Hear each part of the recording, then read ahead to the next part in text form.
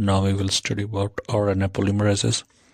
There are three types of RNA polymerases that leads to different types of RNA types: RNA polymerase I, RNA polymerase II, and RNA polymerase III.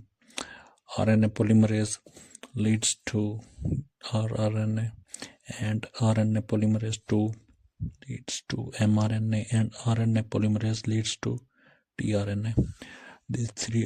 These three types of RNA polymerases, or for these three types of RNA types, are RNA, mRNA, and tRNA. Now we will discuss about two types of drugs.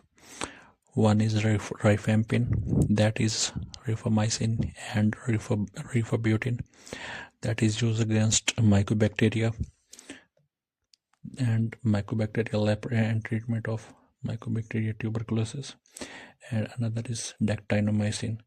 Actinomycin is basically used in chemotherapy for treatment of Ewing sarcoma and rhabdoblastoma. Alpha-amanitin is found in Amanita fortis, that is also known as death cap mushroom. It inhibits RNA polymerase II, that leads to dysentery and hepatotoxicity. Prokaryotes only have